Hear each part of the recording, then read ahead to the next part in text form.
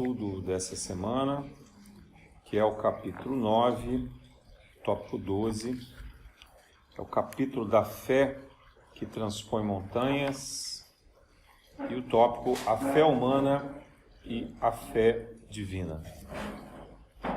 Vejam que Kardec, então, ao transcrever aqui o Evangelho segundo o Espiritismo, na sua sequência ele vai colocando primeiro a compreensão do Espiritismo, depois ele vai narrando as bem-aventuranças que colocam-nos na condição ideal para a vivência do Evangelho, o momento próprio da evolução, da aceitação do desafio que Jesus nos propõe na Terra. E agora ele chega, caminhando mais para o final do Evangelho, na proposição da fé. Então, o que é a fé? Ele podia ter falado da fé no início, como ponto de partida, mas não, ele coloca a fé depois da ação. O que é a fé?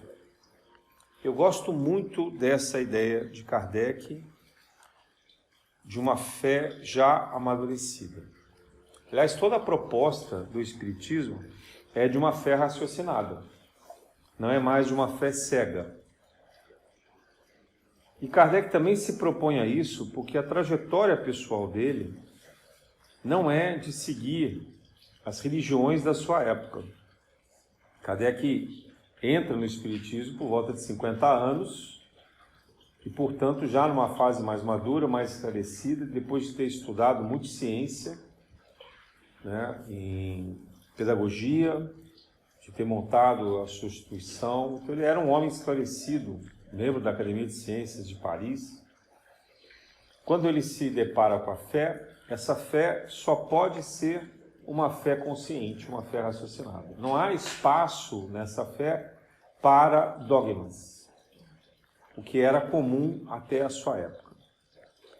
Então, Kardec não é por acaso que ele põe a fé nesse ponto do Evangelho, já numa etapa mais amadurecida também das verdades morais que ele recolhe de Jesus.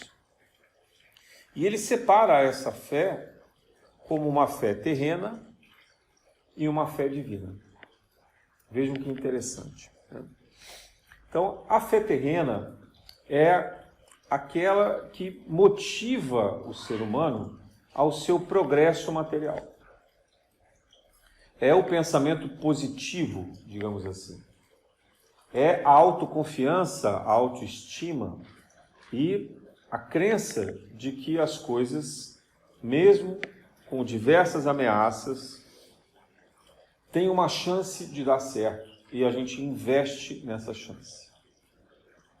Essa fé terrena, material, é a que fez a humanidade evoluir em termos de conhecimento e de progresso até chegar na ciência. Muito lentamente, até o século XIX, de uma forma muito rápida, do século XIX para cá, principalmente depois da segunda metade do século XX. Um crescimento exponencial como nunca se viu antes.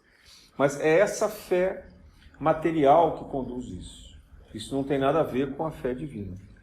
É o elemento do conhecimento, da prática, da técnica, da tecnologia, da investigação, da coragem, da dimensão da coragem de se lançar adiante.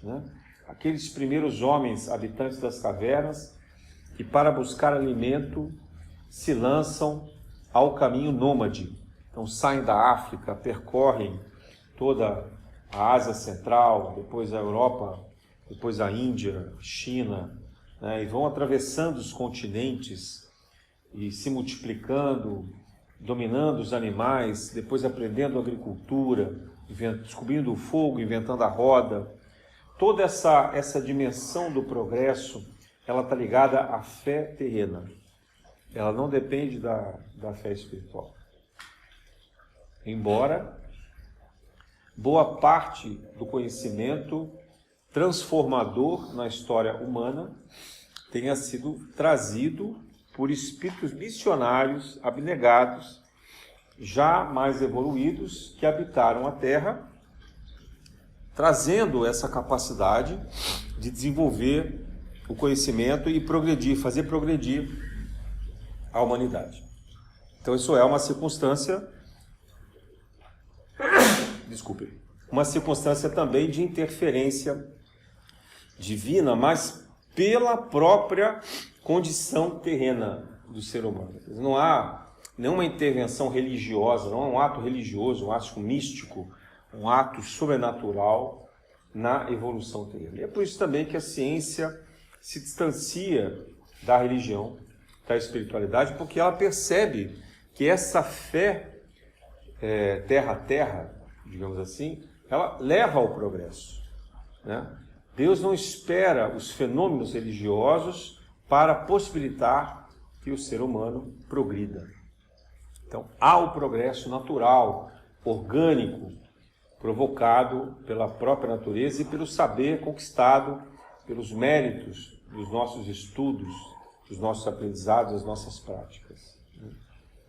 Esse é também o caminho mais visível daquela antiga alquimia, a transformação dos fenômenos que deu origem, por exemplo, à química, à biologia, à física e assim por diante. Mas, para nós, que temos o coração um pouco mais esperto aos fenômenos mediúnicos, estamos mais abertos também aos fenômenos da espiritualidade, então a fé, ela complementa a fé divina, a fé espiritual, complementa a fé material. Então não apenas a gente passa a ter a confiança nas nossas próprias capacidades, nas capacidades humanas de resolver as coisas, como também a confiança e a compreensão na providência divina. Só que a providência divina, ao invés dela atuar no curto prazo, no imediato, ela atua na nossa existência. Então, ela já prepara a nossa vinda na Terra, na reencarnação, e ela continua após o nosso desencarne. Então, é um contínuo.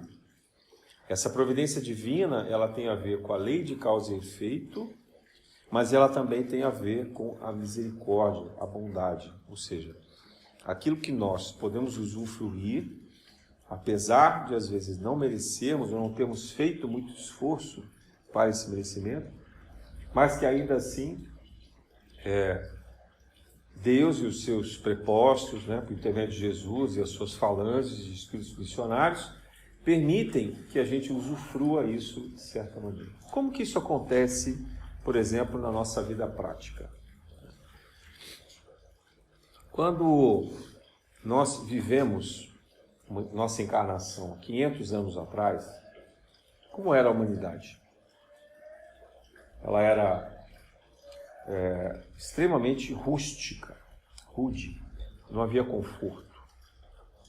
Mesmo as pessoas com muito dinheiro, os nobres, eles mal tinham um banheiro. Ninguém tinha, por exemplo, o que tem hoje um banheiro próximo, dentro de casa. Os banheiros eram afastados, eram longe. Os que eram nobres faziam ali nas bacias, nos pinicos, e eram recolhidos pelos seus servos, seus escravos. Mas de uma maneira pouco prática, pouco cômoda.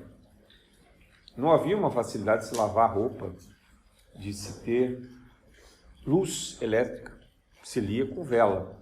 E era comum as pessoas que liam muito, que eram letradas, ficarem cegas. Tem várias histórias que falam esse respeito. Se você procurar ler numa noite na sua casa a luz de vela, você vai ver como é difícil. O reflexo da luz, o vento soprando, a luz amarela. A comida, ela nem sempre era quente, nem sempre era fresca. Às vezes tinha que se fazer a carne seca, ou se fazer o pão, aquele pão que tinha que durar vários dias, às vezes em viagem. Matava-se um animal, corria-se o risco desse animal apodrecer, não poder comer. Então, não havia conforto, era de fato um desafio enorme à sobrevivência. Estávamos todos expostos a doenças, qualquer gripe matava todo mundo. A gripe espanhola, nada mais é do que esse vírus do H1N1, né? Que toda hora a gente pega. Só que há 500 anos atrás, nós não tínhamos anticorpos, não tínhamos antibióticos, não tínhamos anti-inflamatórios, não tínhamos vacina. Então, quando a gente reencarna na nossa época agora, mesmo que a gente seja espírito trevoso, um espírito ignorante, pouco amadurecido, a gente usufrui disso, não é? As vacinas hoje, elas são dadas livremente. Não sei que a gente tenha nascido num lugar muito remoto, mas de um modo geral, as pessoas hoje, por mais simples que elas sejam, elas usufruem do mínimo de conforto de um saneamento. Água encanada, eletricidade, esgoto, né? Então você tem condições de conforto. E tem mais do que isso, tem tecnologia, tem celular, imagina, comunicação. 500 anos atrás, se você quisesse se comunicar com alguém, você tinha que mandar um emissário, e ele ia ter que fazer uma viagem, demorar vários meses para chegar, às vezes até anos, ou você, às vezes, conseguia usar um ou outro sistema de correios, mas bastante limitado também. Então, hoje você fala pelo WhatsApp imediatamente do outro lado, outra pessoa se comunica com você, ou então liga pelo celular. Então, a misericórdia divina, ela se aproveita da fé terrena, quer dizer, a fé que gera o progresso. Ela programa com que o progresso, ela faz com que o progresso da humanidade alcance o maior número possível de pessoas. E isso vai minimizando o efeito dos atos nocivos que nós praticamos, né, em prejuízo de outras pessoas. Então, quando a gente quer entender o que é a misericórdia divina, é só olhar no tempo, na história. O fato da humanidade ter progredido e ter sido permitido que isso acontecesse, já demonstra que Deus atua na misericórdia, na bondade. A progressão divina espera e trabalha para o progresso, para a felicidade humana. A evolução dos mundos é um trabalho de alcance para que a gente habite mundos felizes. A transição planetária de regeneração é para que a gente chegue num patamar, em breve, que não haverá mais doenças, não haverá mais guerras. Porque essas atitudes, embora elas ainda estejam atreladas à nossa consciência, aos nossos hábitos, aos nossos impulsos mais primitivos, não cabem mais num planeta como a Terra. Por isso que a gente fala de fazer as escolhas, de separar o joio do trigo. O joio do trigo não é só a separação de pessoas.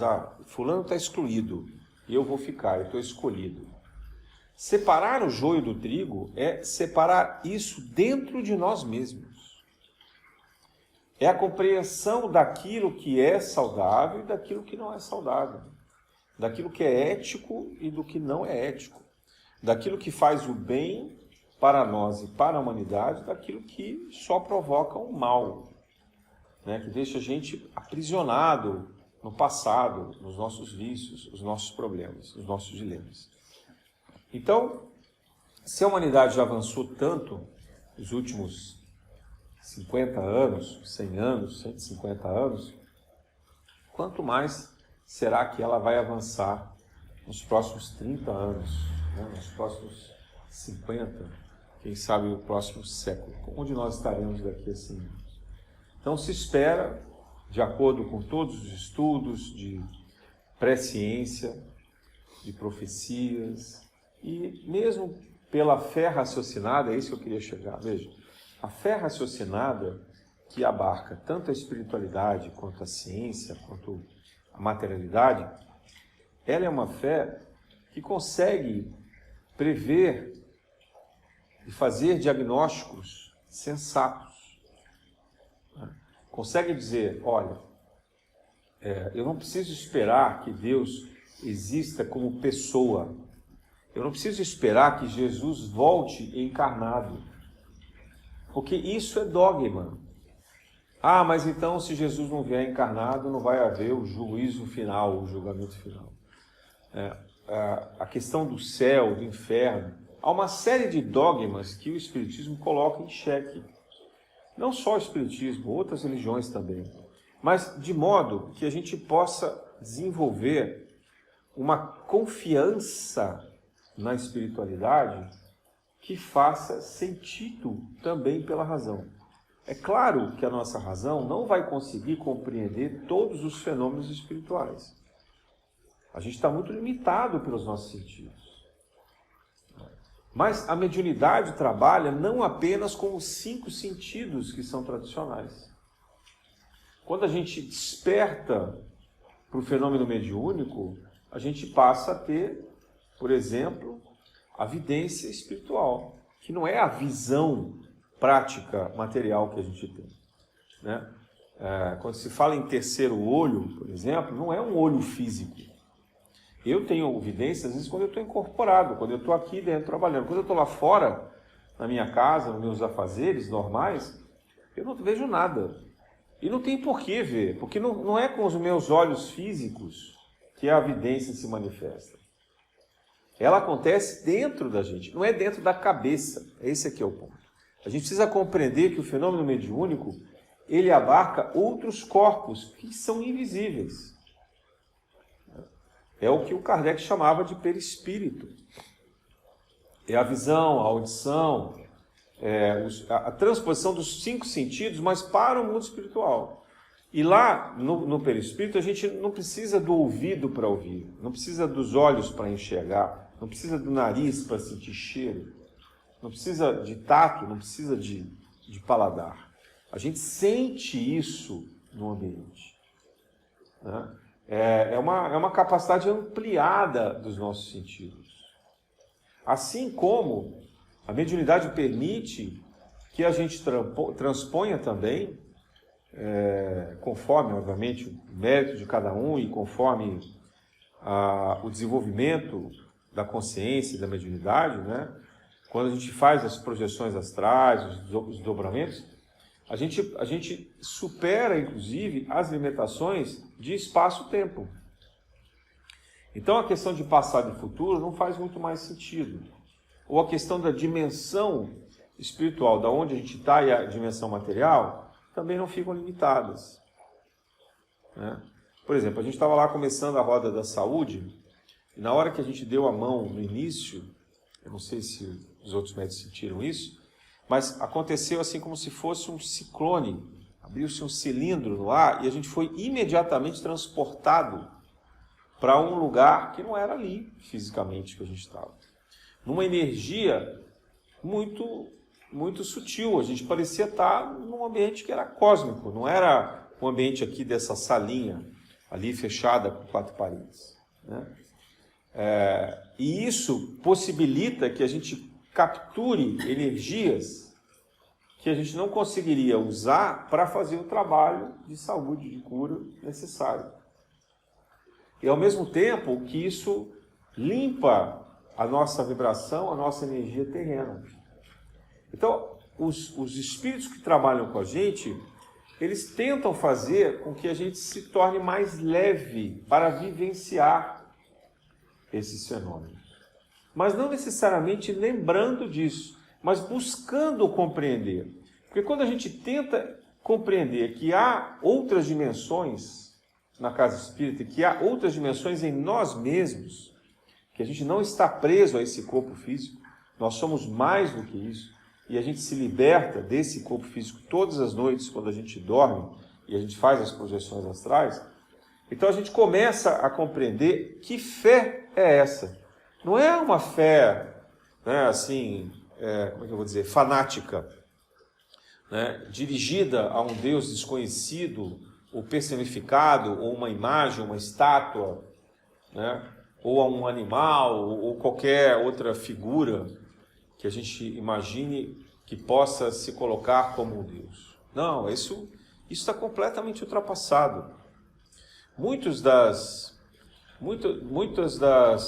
imagens que nós temos sobre a divindade, elas estão associadas a espíritos que se mostram para nós na espiritualidade. Né? exemplo disso. Todas as manifestações e aparições de Nossa Senhora demonstram uma manifestação espiritual muito intensa e muito verdadeira, no sentido do amor, da bondade, das revelações, dos milagres, chamados milagres, né? As curas.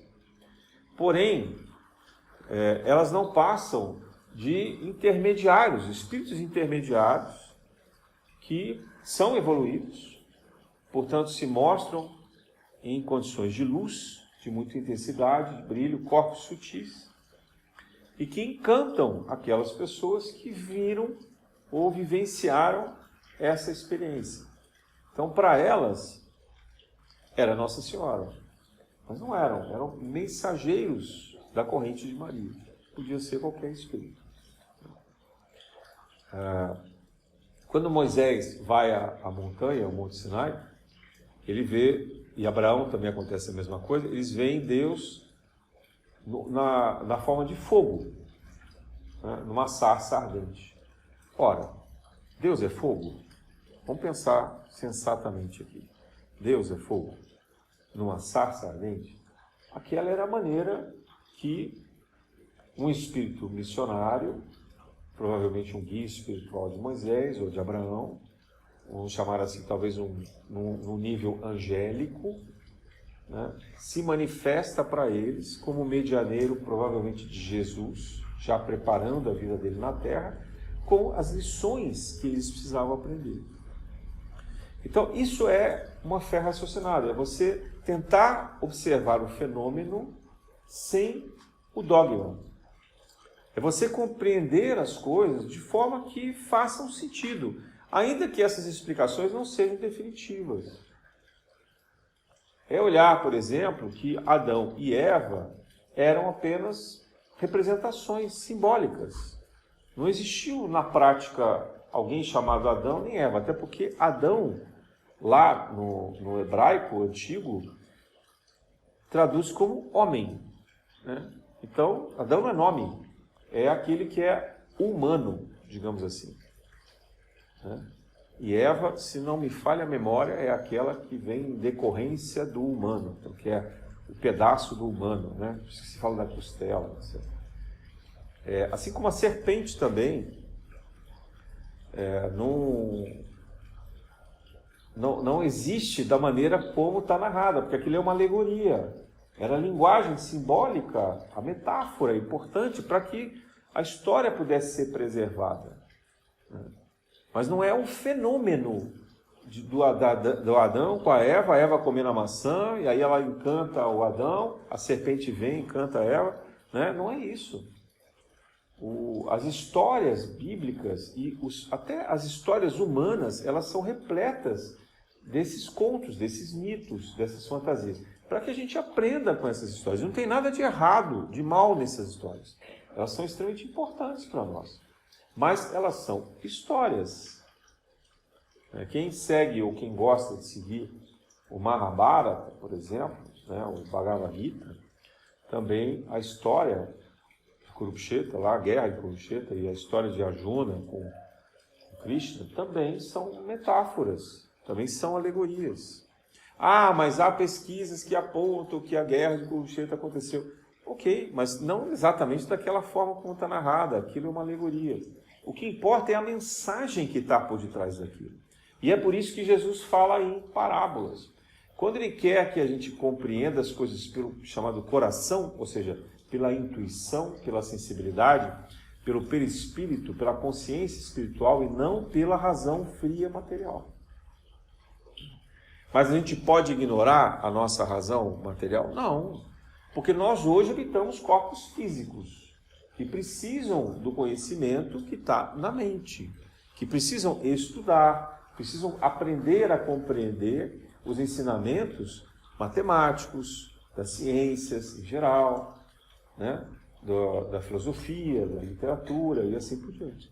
Então, nós temos que usar o nosso conhecimento terra a terra, temos que evoluir por esse conhecimento, porque é assim que a humanidade progride, e fazendo o bem o máximo que a gente puder, então na nossa profissão, na nossa família, no nosso dia a dia, usar o nosso conhecimento para o bem da humanidade. Essa é a fé terrena.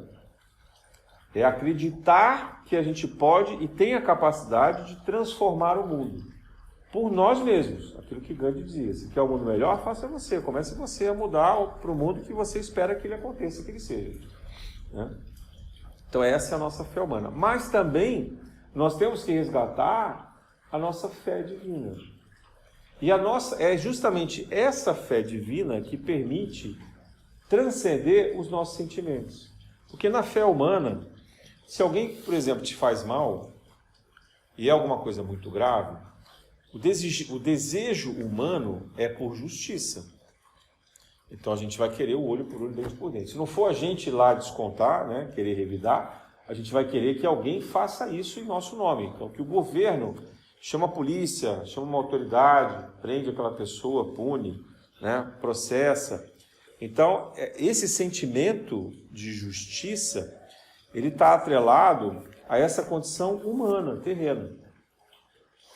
Mas se a gente tem a fé divina, qual é a diferença que faz em relação a um ato de ofensa que alguém faz para a gente? Uma traição, uma violência, né? uma coisa muito dolorosa, muito triste que alguém faça com a gente. É a percepção, a compreensão de que aquele gesto nada mais é do que uma repetição do gesto que a gente fez em outra encarnação. Aquilo é um revide. Né? É a lei de causa e efeito. Então, quando a gente se dá conta de que a pessoa que nos ofendeu, seja ela quem for, imagina que você está atravessando uma rua, a pé, né? E vem uma pessoa que você nunca viu na vida, de moto, e rouba a sua bolsa e sai correndo, o seu telefone sai correndo. Você nunca viu aquela pessoa, não importa. Porque na espiritualidade, a lei de causa e efeito, ela é infalível. Então, numa outra encarnação, era você furtando dela algum objeto, alguma coisa. Né? E ela foi atraída, porque ela podia ter roubado 50 outras pessoas. Ela escolheu você. Né? Não escolheu por acaso. Não há um acaso. Então, a compreensão divina, ela faz com que a gente entenda racionalmente esse evento. Então a gente traz para a nossa condição de racionalidade algo que parece ser eventual, casuístico, casual, sem nem previsibilidade. Algo que parece ser imponderável. Então a raiva que a gente sentiu dessa pessoa, quando a gente traz essa compreensão, a gente é capaz de modificar para o perdão. A gente vai dizer: caramba, paguei meu karma. É mais ou menos assim. Essa dívida já foi. E devia ficar alegre. Ai, graças a Deus me roubaram. Porque essa dívida já foi e não vai acontecer de novo. Eu devia ser um ladrão terrível na outra encarnação, porque, olha aí, do nada me levaram todas as coisas. É essa a diferença de se ter uma fé divina. Não estou dizendo que isso é fácil, gente. Não estou dizendo que isso é fácil. Mas eu estou dizendo que é possível. E se a gente controla, se a gente desperta essa compreensão, a gente evita que a nossa vida seja uma tragédia. Porque imagina que você tivesse uma arma com você, na hora que acontece esse furto. Foi um furto. Alguém passou correndo ali de moto e levou seu celular, sua bolsa. Você atira nessa pessoa. O que era um furto vira um assassinato. O que era um karma de um furto vira um karma de um assassinato. Então, a violência, ela pode ser agravada. O karma pode ser agravado. Mas se a gente, na hora, tenta refletir sobre isso e faz, por exemplo, uma prece, a gente alcança a dimensão do perdão e freia o impulso instintivo imediato. Eu não estou dizendo também aqui com isso que não deva ter justiça humana na Terra. Não é isso. Até porque se você eliminar a justiça humana agora, vai ter desordem, vai virar o caos, vai virar anarquia. A justiça humana tem o seu papel. Jesus dizia isso. Né? Dai a César o que é de César. Jesus, quando é levado ao julgamento de Pilatos, ele não se opõe. Porque ele sabia que por mais ignorante, por mais ignóbil, por mais injusto que fosse aquele julgamento dele, era o julgamento humano. E ele estando encarnado na Terra, ele não podia se revoltar contra esse julgamento. Ele precisava se resignar, porque essas eram as leis humanas. Então, a lei humana tem o seu papel educativo na Terra. E mesmo essa lei, a gente tem que ser capaz de compreender. A gente tem que ser capaz de aceitar. E a gente faz isso de que maneira? Racionalmente. Mas fazendo ao mesmo tempo uma superação dessa limitação humana. Porque às vezes não faz sentido pela explicação da Terra, mas faz sentido pela espiritualidade. Ah, mas eu não sei explicar isso, não sei todos os fenômenos.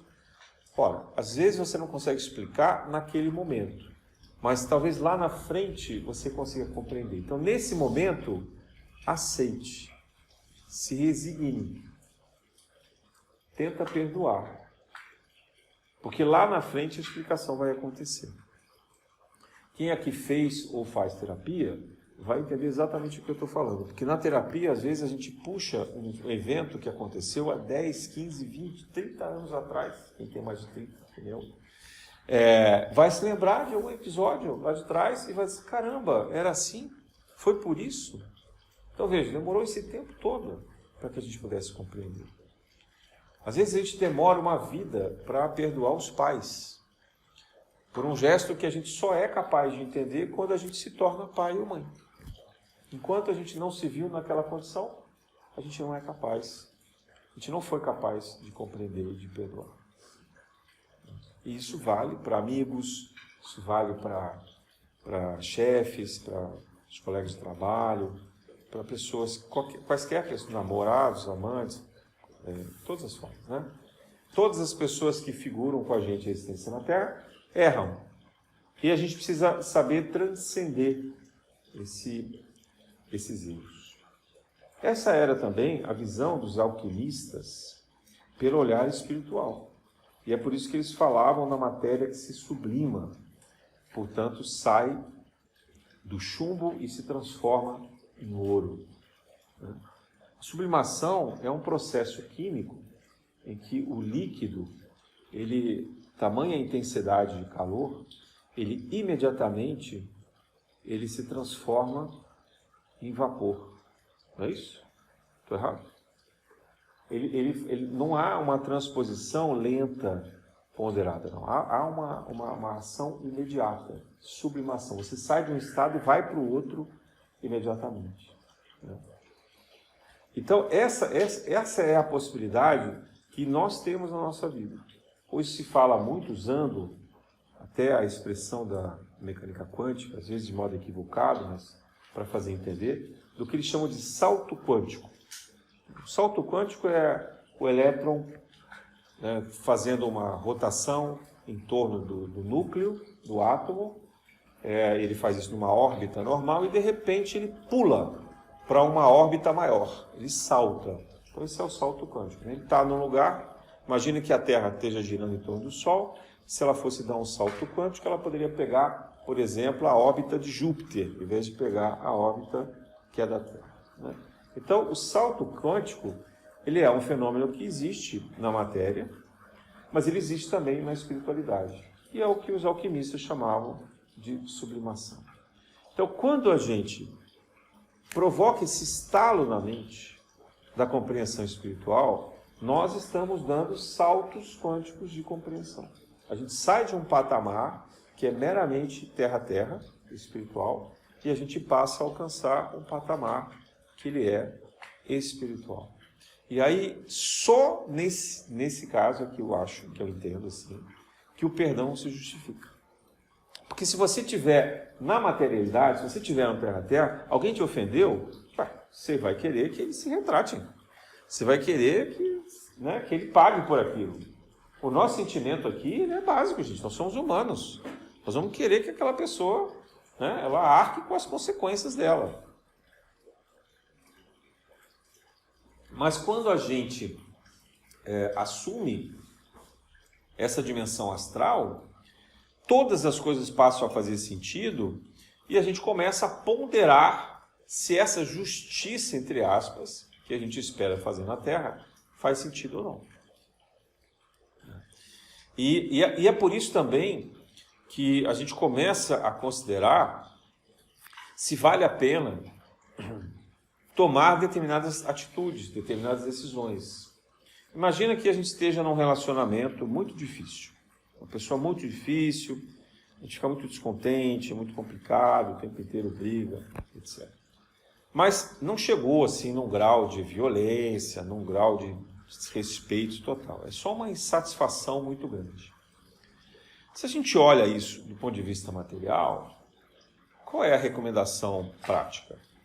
Você vai lá no terapeuta, ele vai dizer assim para você: olha, você precisa se amar mais, autoestima, tanta gente boa por aí que você pode conhecer, ser feliz, né? Se dá chance, termina logo esse relacionamento e parte para outra. Né? E não precisa nem ser o terapeuta, o teu amigo vai dizer isso, né? Qualquer pessoa que olhar para você vai dizer: você não merece esse homem, vai para outro lugar, procurar outra pessoa, ou essa mulher, né? Não importa. Mas quando a gente olha pelo lado espiritual, e se a gente puder ter a compreensão de que demorou muitos séculos para que a gente pudesse se reunir de novo, você e aquele seu parceiro, sua parceira, naquela condição, porque vocês brigavam tanto, vocês eram tão inimigos, vocês lutavam tanto, um matando o outro, que precisou esperar que cada um amansasse um pouquinho, e para que as condições ficassem favoráveis, que vocês pudessem habitar o mesmo teto, que vocês pudessem dividir a mesma comida, talvez até ter os mesmos filhos, e assim por diante. De modo que, dessa vez, aquilo não virasse uma carnificina. E que vocês se tolerassem. Porque, veja, o que a gente chama de amor aqui na Terra é uma coisa muito romântica, muito fantasiada. Esse amor, esse amor, esse amor. Gente, não existe assim, não. Né? Existe um tempo. Tem lá uma paixão, um amor, um encantamento. Mas todo mundo vai ter problema depois de um tempo. Porque as diferenças vão aparecer. Todo mundo tem mania. Todo mundo tem dificuldade. E em algum momento o estresse vai surgir.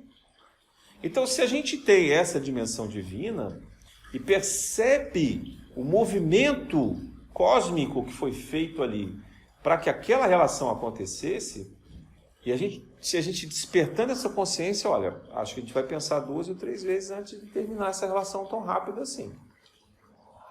Né? E eu não estou falando aqui que ninguém precisa se subjugar a maus tratos, a violência, nada disso. Eu acho que se uma relação chega num grau de desrespeito que gera uma violência, uma humilhação, é melhor que ela não se mantenha, porque ainda não está maduro o suficiente. Né? Porque o respeito humano é fundamental. Deus, em um momento, vai pretender que a gente continue preso a uma relação que não é saudável. Porque ela não vai produzir o progresso, ela vai produzir raiva, mágoa, né, vontade de vingança. Isso é pior. Isso é pior. Eu estou falando de condições de relações que são normais porque elas têm os bons momentos e os maus momentos. Os conflitos. Então, em relação a esses conflitos, seja numa relação amorosa, numa relação de pai, mães e filhos, seja numa relação de trabalho, numa relação de vizinhança, do que for. A tolerância é uma chance de encurtar os karmas de longas e longas eras. Mas como que a gente faz isso? Com a fé espiritual. Só a fé espiritual é capaz de fazer isso. Porque senão a gente começa a tomar decisões práticas, gente. A vida nossa vai ficar muito prática. Só que essa vida prática, ela termina onde? No suicídio. Porque chega uma hora que você vai querendo optar pelo que é melhor, o que é melhor, o que é melhor, o que é melhor para você, e você vai cair numa sinuca de bico. Você vai chegar numa encruzilhada que não tem saída. Vai dizer, mas aqui agora não tem o melhor. Aí você vai fazer esse bom, então se não tem o melhor, eu acabo com a minha vida, com a minha existência. Porque o sentido terreno da existência, se ele só está baseado no próprio gozo, na própria felicidade, na satisfação dos próprios desejos, vai durar pouco. Porque os desejos acabam. E a gente enjoa dos desejos. Ainda que a gente fique satisfazendo desejos, chega uma hora que ele enjoa. Não faz mais sentido nenhum. Pensa no prato mais delicioso que existe para você. Agora, começa a comer ele no café, no almoço, no jantar e na ceia de noite. Todos os dias. Eu garanto que no quarto dia você já não quer mais olhar para ele. Não tem nenhum desejo que se peregrine. Não tem. A humanidade é volúvel. As nossas sensações são de mudança, nós somos de impermanência. Então nós também precisamos compreender que essa impermanência acontece com o mal, com aquilo que nos deixa triste, com aquilo que nos machuca. Esse mal também é impermanente, ele também passa. Não é essa frase que Chico recebe de Maria, quando ele está num momento de desespero da vida dele? Esse é o recado que ele recebe. Isso também passa. Então, essa compreensão de que isso passa, ela não está no raciocínio material. Não existe essa lógica na materialidade.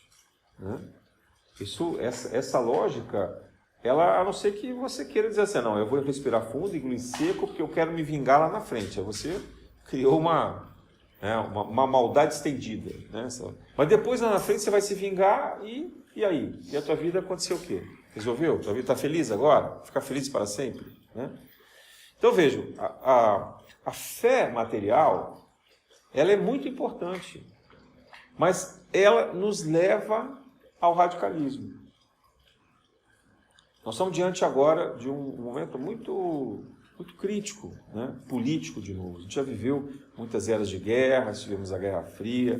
Agora, de novo, a gente está vivendo um momento político com algumas nações disputando poder. São interesses econômicos, são interesses de domínio e sempre há um risco de alguém tentar uma atitude mais grave. Né? Alguém pode querer jogar uma bomba onde não devia, ameaçar diretamente alguém, causar uma catástrofe, assim por diante. Então veja, pelo olhar da materialidade, aquele que está no poder, qual é a lógica dele? Eu vou usar toda a força disponível, porque eu quero vencer. Ele não está preocupado com a humanidade. Para que ele se preocupe com a humanidade, ele precisa ter a fé espiritual. Porque aí ele vai perceber que, imagina, se ele causa uma catástrofe nuclear, uma terceira guerra mundial, imagina o karma que esse espírito vai ter. Por milênios. Estou falando de milênios. Porque são 8 bilhões de pessoas no planeta. Imagina se ele leva com ele o karma de ter destruído a vida de 8 bilhões de planetas. Imagina, até ele recuperar. E vai achar essas pessoas aonde? Quantos planetas depois? Vai sair por aí perseguindo essas pessoas, vai ser um santo missionário, vai ficar lá encarnações. Então nós não desejamos isso para ninguém, não é verdade? Mas essa lucidez só é possível na medida em que a gente alcança a compreensão e a fé espiritual. E é por isso também que até hoje nós devemos tanto. Que lá atrás, nas nossas encarnações anteriores, nós não tínhamos essa lucidez. Nós éramos guiados pela fé material. Fazíamos reverências a deuses pagãos, ou acreditávamos num Deus católico ou protestante, mas dentro de uma figura ali rígida, severa, né, personificada, Jeová, e assim por diante. E que não transcendia, não alcançava de fato a espiritualidade. A gente fazia por medo, negociava. Olha, paga aí 10 missas, porque eu quero diminuir a minha pena lá. Confessa o crime, paga 10 missas, ou dá dinheiro para a construção de uma catedral, e aí você acha que você está comprando a sua liberdade, o seu perdão no céu. Era assim que funcionava. Isso não era uma fé espiritual, gente. Isso era uma fé terrena. Você está olhando ali, negociando com Deus, barganhando o seu futuro, como se isso fosse possível. Então, que momento que a gente está na humanidade? Aqueles que terão a fé terrena vão continuar e vão continuar sendo inteligentes, vão crescer, vão desenvolver, ficar ricos, milionários, poderosos, etc. Mas simplesmente olhando o aspecto material, o interesse pessoal, o progresso individual e vão continuar insatisfeitos, porque ninguém consegue ser feliz. Você consegue ter momentos de felicidade, mas ser feliz com isso você não consegue. A solidão, no fundo, vai deixar todo mundo destruído com isso.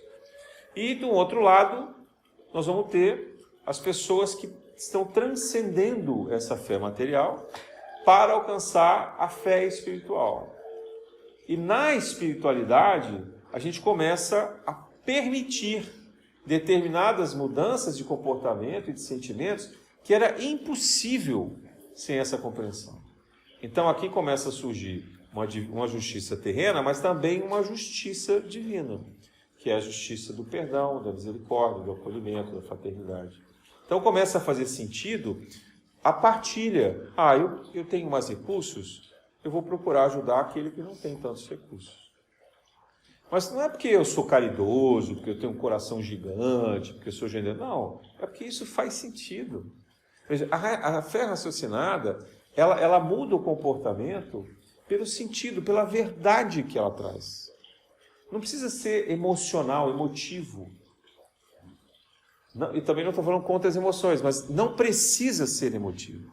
Você consegue compreender a importância desse gesto. Então, a caridade também, ela ganha outro sentido. Ela deixa de ser assistencial. E é por isso que não faz sentido fazer caridade e divulgar. Não faz sentido fazer propaganda de quem faz caridade. Porque se você faz propaganda, você vai estar ligado à sua fé material, ao seu interesse material. Mas se você está preocupado com a dimensão espiritual, essa propaganda não interessa a ninguém. Não traz nada de benefício. Aliás, nem importa quem é que está recebendo o benefício, porque você percebeu que ela precisa, se a pessoa precisa, você vai lá e vai fazer o benefício para ela. Você não está preocupado com o retorno, com o agradecimento, com investigar se de fato é ela que precisa ou não. Né? É um pouco daquele gesto, às vezes, que vem assim, tem uma pessoa na rua que vem e te pede dinheiro. Você tem o dinheiro, está na sua mão, você sabe que você pode ajudar ela. Mas você fala assim, não vou dar não, ele vai comprar porcaria lá, não vou dar isso aqui. Né? É uma decisão terra a terra, sensato. E de fato pode ser que ele faça isso.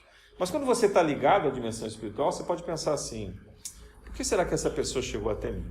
Tem tantas outras pessoas que ela podia pedir, mas eu estou aqui nesse lugar, nessa hora, na frente dela. Será que é por acaso? Será que eu não fiz um mal para ela numa outra encarnação e agora está sendo dada a chance de eu reparar esse mal? Um karma menos. Pensem assim, gente. Então, a razão, o raciocinar, a proposta de Kardec, do Espiritismo, é o raciocínio sobre isso. É a fé raciocinada. Não é a tentativa de explicar todas as coisas, mas é de buscar esse sentido na espiritualidade. E os fenômenos mediúnicos que a gente vivencia aqui na Casa Espírita e fora daqui também, nos possibilitam muito essas coisas. E cada vez mais a gente vai ficar desperto. E quanto mais a gente treina, quanto mais a gente pratica essa compreensão espiritual, mais a nossa vida vai se tornando clara e vai fazendo sentido. A gente começa a olhar para o outro diferente. A gente começa a desenvolver um respeito, sabe, um acolhimento pelo outro. Os erros do outro passam a ter menos importância. Porque a gente começa a entender que a gente também erra. E provavelmente o erro que essa pessoa cometeu é o erro que a gente estava cometendo até agora há pouco. E se bobear ainda está cometendo. Então é bom que a gente desperte para não cometer de novo. Então vejam a diferença que isso faz. E isso que eu estou falando para vocês se chama a dimensão imediatamente superior. Então ao invés de você viver num mundo de 3 dimensões, como a gente vive aqui, a gente passa a viver no mundo da 4ª dimensão, abrindo para a 5ª dimensão. Quando a gente está desencarnado, ou quando a gente dorme, né, e se desdobra, a gente vai para a 4ª dimensão. Então ali a gente pode volitar, a gente não precisa comer, tomar água, e na 4ª dimensão a gente não tem muitas necessidades físicas mais. Só que na 5ª dimensão, gente, a gente vai viajar para outros planetas. Na 5ª dimensão, a gente é um espírito livre para visitar o universo em diversos aspectos. A gente passa a ter missões maravilhosas. A gente passa a conhecer as ciências, né, e todas as artes de uma forma inimaginável. O espírito de uma 5ª dimensão, é um Mozart. Imagina você chegar em casa e falar assim, vou fazer uma música, eu tenho 5 anos, vou fazer uma musiquinha aqui. Né? Você vai compor uma sinfonia. Né? Ou Leonardo da Vinci fala assim, vou fazer um brinquedinho novo, vou inventar um helicóptero. Né? Isso lá na Idade Média.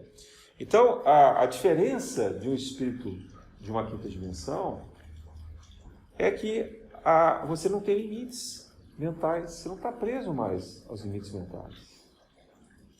Você consegue pensar de outra forma e conceber as coisas da maneira como elas já foram criadas. Você começa a lembrar dessas coisas que elas já foram criadas em outros planos. Então, na verdade, você vai estar transpondo para cá essas coisas.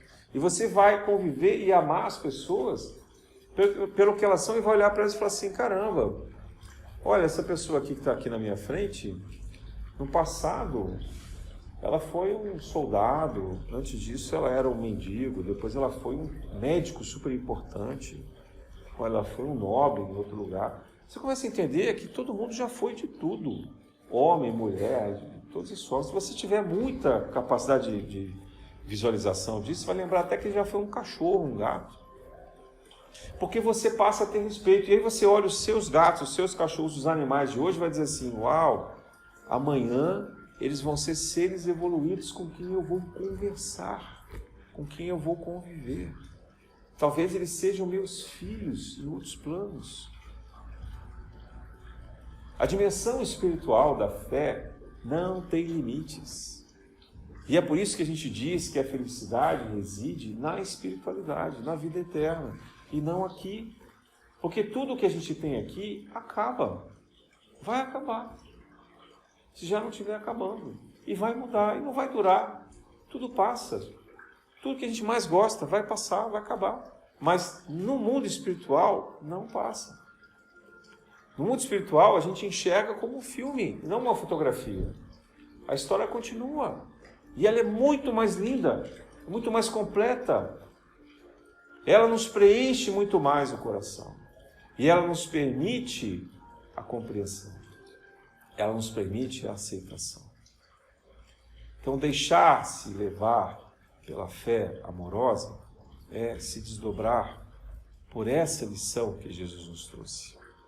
Quando ele fala, eu sou o caminho, a verdade e a vida, deixe esse caminho, essa verdade e essa vida da terra que vocês têm.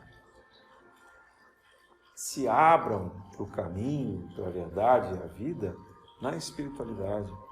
Porque essa é a fé que, se vocês tiverem, é capaz de transpor montanhas, de remover montanhas, de modificar o mundo e de criar a verdadeira felicidade na nossa existência.